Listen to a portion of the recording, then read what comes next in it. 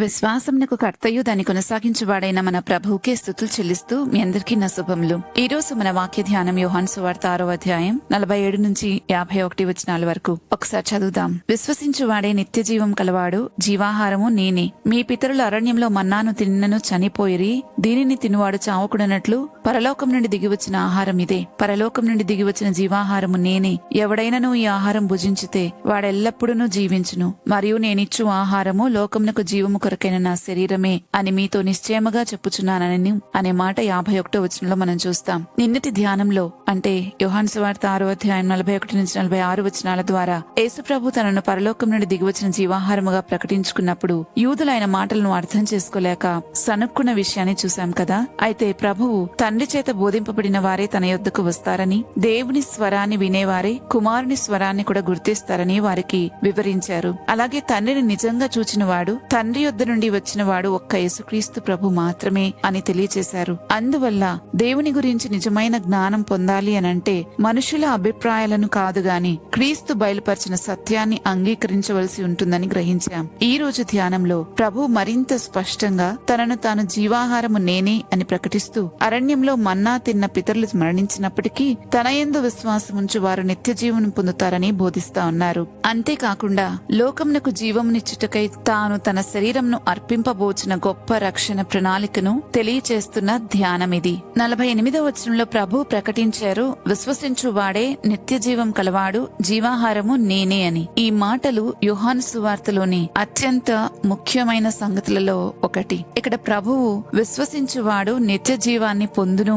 అని కాకుండా నిత్య జీవం కలవాడు అని వర్తమాన కాలంలో చెప్తా ఉన్నారు. అంటే నిత్య జీవం అనేది మరణించిన తర్వాత మాత్రమే ప్రారంభమయ్యేది కాదు అన్న సంగతి ఈ మాట ద్వారా మనకు అర్థమవుతుంది. క్రీస్తునందు నిజమైన విశ్వాసం ఉంచిన క్షణం నుండే ఆ నిత్య జీవము మన జీవితంలో ప్రారంభమవుతుంది. అయితే ఇక్కడ విశ్వసించుట అంటే కేవలం యేసుప్రభు ఉన్నాడని నమ్మటం కాదు. ఎందుకంటే దయ్యాలు కూడా దేవుడు ఉన్నాడని నమ్ముతాయని యాకోబు తన పత్రిక 2వ అధ్యాయం 19వ వచనంలో స్పష్టంగా రాశాడు. విశ్వాసం అంటే దేవుని దగ్గర నుండి వచ్చిన మాటను స్వీకరించి ఆ మాట యొక్క నిశ్చయతను మన హృదయంలో కలిగి ఉండి పరిస్థితులు ఎలా ఉన్నప్పటికీ ఆ మాట ప్రకారమే జీవించటం. దీన్నే హెబ్రీ గ్రంథకర్త 11వ అధ్యాయం 1వ వచనంలో రాస్తున్నాడు. విశ్వాసం అన్నది నిరీక్షించబడు వాటి యొక్క నిజస్వరూపమును అదృశ్యమైనవి ఉన్నవనుటకు రుజువై ఉన్నది అని. విశ్వాసం అనేది కేవలం ఒక నమ్మకం కాదు,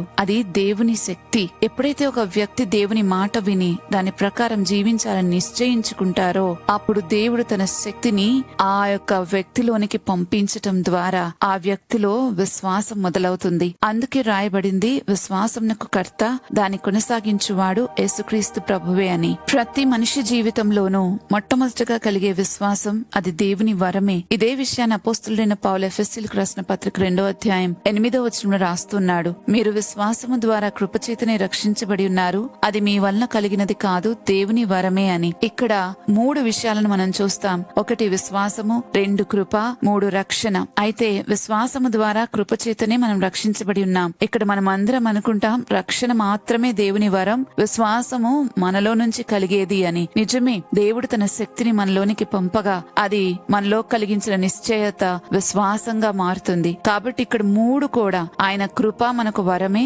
విశ్వాసం మొట్టమొదటిగా మనలో కలిగే విశ్వాసం మనకు వరమే, రక్షణ మనకు వరమే. అయితే రక్షణ మాత్రమే వరం అనుకుని విశ్వాసం వరము కాదు అని అనుకుంటే రక్షణ కూడా వరము కాకుండానే ఉంటుంది. ఎందుకంటే విశ్వాసము మన సొంత శక్తి అయి ఉంటే గనక మరి రక్షణ వరమెలాగవుతుంది? అది మన సొంత శక్తి చేతనే సంపాదించుకున్నది అవుతుంది కదా. కాబట్టి ఇక్కడ విశ్వాసము ద్వారా కృపచేతనే రక్షించబడి ఉన్నాము, అది మీ వలన కలిగినది కాదు, దేవుని వరమే అని వివరించిన ఈ వాక్యములో ఇక్కడ విశ్వాసము, కృప, రక్షణ 3 దేవుని వరమే. మొట్టమొదటిగా మనలో కలిగిన విశ్వాసము దేవుని వరము ద్వారానే మనం పొందుకుంటాం. ఆ తరువాత దాన్ని అంతకంతకు అభివృద్ధి పరుచుకుంటాం, దాన్ని మనలో ఆత్మఫలంగా ఫలిస్తాం. కాబట్టి విశ్వాసం అనేది అది మన ఆత్మలో జరిగే కార్యం. ఆయన మాటను నిజమని అంగీకరించి అది ఇంకా కళ్లకు కనిపించకపోయినా దాని ప్రకారం నడుచుకోవడమే విశ్వాసం. ఆ నడుచుకోవటానికి కావలసిన శక్తిని ప్రభువే ఇస్తారు. నేనంటాను ఆ శక్తే మనలో విశ్వాసం అనే వరముగా మొదలై అది అంతకంతకు అభివృద్ధి చెందుతూ ఆత్మలో విశ్వాసం అనే ఫలాన్ని ఫలించగలుగుతాం. అంటే విశ్వాసానికి మూలము మన ఆలోచనలు కాదు, దేవుని వాక్యమే. దేవుని మాట మన హృదయంలో పడినప్పుడు ఆ మాట మనలో ఒక నిశ్చయతను కలిగిస్తుంది. ఆ నిశ్చయతను కలిగించువాడు దేవుడే. ఆ నిశ్చయతే విశ్వాసంగా మారుతుంది. విశ్వాసం మనస్సులో మొదలవదు, దేవుని మాటతో మొదలవుతుంది. విశ్వాసం ఒక భావోద్వేగం అంతకన్నా కాదు, దేవుని మాట వినటం వల్ల మనలో కలిగే నిశ్చయత. విశ్వాసం కేవలం ఒప్పుకోవడం కాదు, దేవుడు చెప్పిన మాట ప్రకారం అడుగులు వేయడం. అందుకే హెబ్రీలకు రాసిన పత్రిక 11వ అధ్యాయంలో ఉన్న విశ్వాస వీరులందరూ కూడా దేవుని మాటను విని దాని నిశ్చయతను కలిగి తమ జీవితాలను ఆ మాటకు అనుగుణంగా నడిపించుకున్నారు. అదే నిజమైన బైబిల్ విశ్వాసం. విశ్వాసం కేవలం దేవుడు ఉన్నాడని నమ్మటం కాదు, దేవుడు చెప్పిన మాట ప్రకారం అడుగు వేయడం, అలా బ్రతకడం. ఇది మనం గుర్తుంచుకోవాలి. నిన్నటి ధ్యానంలో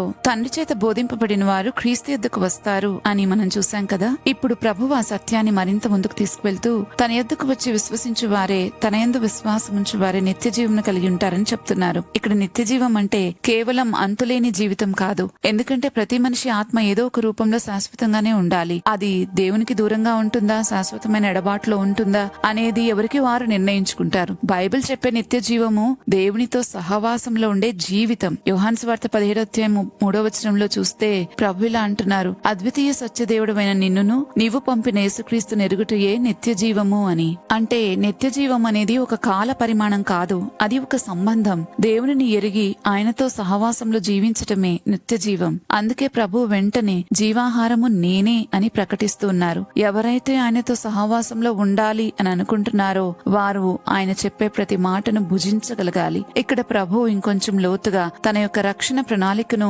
బయలుపరుస్తూ చెప్తున్నారు. పరలోకం నుండి దిగి వచ్చిన జీవాహారము నేనే.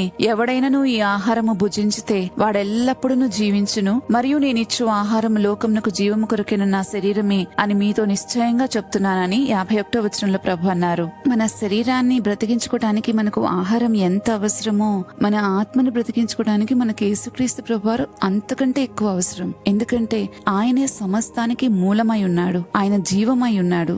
ఆయనే మన ఆత్మలను తిరిగి బ్రతికింపచేసే దేవుడు. ఆహారం శరీరాన్ని బ్రతికిస్తుంది, కానీ క్రీస్తు ఆత్మను బ్రతికిస్తాడు. ఆహారం లేకపోతే ఎట్లా శరీరం బలహీన పడిపోతుందో, క్రీస్తు లేకపోతే ఆత్మ దేవునితో సంబంధాన్ని కూడా అలాగే కోల్పోతుంది. కాబట్టి విశ్వసించు వాడే నిత్య జీవం కలవాడనే మాటకు అర్థం ఏంటంటే, ఎవరైతే క్రీస్తుని దేవుని కుమారునిగా అంగీకరించి ఆయన వాక్యాన్ని స్వీకరించి తన జీవితాన్ని ఆయనకు అప్పగిస్తారో వారు అప్పటి నుంచే దేవునితో సహవాసంలోనికి ప్రవేశిస్తారు. వారు అప్పటి నుంచే నిత్య జీవం గలవారవుతారు. వారు అప్పటి నుంచే బ్రతకడం, శాశ్వతమైన బ్రతుకును బ్రతకడం ప్రారంభిస్తారు. అందుకే ప్రభు నిత్య జీవమును ఒక వరంగా, ఒక ఆశీర్వాదంగా మాత్రమే మనకి ఇవ్వలేదు, కానీ ఆయనే నిత్య జీవం అని చెప్పారు. దేవుని కుమారుని అంగీకరించి వాడు జీవం కలవాడు, దేవుని కుమారుని అంగీకరింపని వాడు జీవం లేనివాడు అని యోహాను తన మొదటి పత్రిక 5వ అధ్యాయం 12వ వచనంలో రాస్తున్నాడు. కాబట్టి ఎప్పుడు కూడా మన ఫోకస్ నిత్య జీవమైన యేసుక్రీస్తు మీద ఉంచుకోవడం మనకు అవసరం. ఎందుకంటే జీవాహారం ఆయనే, జీవం ఆయనే, నిత్య జీవము ఆయనే. క్రీస్తును కలిగి ఉన్నవారు జీవాన్ని కలిగి ఉన్నారు, వారు నిత్య జీవంలో ఉన్నవారే. మరి మీరు క్రీస్తును కలిగి ఉన్నారా? ఒకవేళ లేకపోతే మీ అపోహలు, అపార్థాలను పక్కన పెట్టి సత్యంగా, నిజాయితీగా, యథార్థంగా ఆలోచించండి. లోకంలో మన కోసం ప్రాణం పెట్టి మనల్ని రక్షించాలనుకున్న వారెవ్వరూ లేరు, యేసుప్రభు తప్ప. కాబట్టి ఒక్క నిమిషం నిజాయితీగా ఆలోచిస్తే మనకు అర్థమవుతుంది మనం దేని గురించి, దేన్ని వెంబడిస్తున్నామా అనేది. ఆలోచించి ప్రార్థించుకుందాం. మా విశ్వాసానికి కర్తవై ఉన్న మా దేవా, నీకు స్తోత్రాలు చెల్లిస్తున్నాం. దాన్ని అనుక్షణము కొనసాగిస్తున్నందుకే మీ కృతజ్ఞతాస్తుతులు. మా జీవిత కాలం అంతా కూడా మేము మా సొంత జ్ఞానము చేత మీ సత్యాన్ని తృణీకరించకుండా మమ్మల్ని కాపాడమని ప్రార్థిస్తున్నాను. ఎన్నడూ కూడా ప్రభువా, మీకు వేరై ఉండాలనే ఆలోచన మా జీవితాల్లోకి రానియక మేము జీవాన్ని కోల్పోకుండాన్నట్లుగా అనుక్షణం నీతో సహవాసంలో బ్రతకడానికి మీరే కృపచూపమని, మా మనసులు ఎప్పుడు నీ మీద ఆనుకుని ఉండటానికి సహాయం చేయమని బ్రతిమాలుతున్నాను. ఎందరు ఇంకా నీ సత్యాన్ని అంగీకరించలేకపోయారో వారి మనస్సులు కూడా తండ్రి మార్పు చెందటానికి, మారు మనసు పొందుకుని నిన్ను ఆశ్రయించటానికి, నీవే నిత్య జీవమై ఉన్నావు అన్న సంగతిని గ్రహించటానికి వారి మనోనేత్రాలు తెరవమని ప్రార్థిస్తూ ఉన్నాను. రక్షించబడి అందరము కూడా నిత్య జీవంలో మీతో కలిసి బ్రతకడానికి మా పైన నీ కృపను మెండుగా కుమ్మరించమని యేసుక్రీస్తు ప్రభువారి నామంలో బ్రతిమాలుతున్నాము తండ్రి, ఆమెన్. రేపటి ధ్యానంలో మరలా తిరిగి కలుద్దాం. అంతవరకు దేవుని కృప మనందరికీ తోడైనను గాక.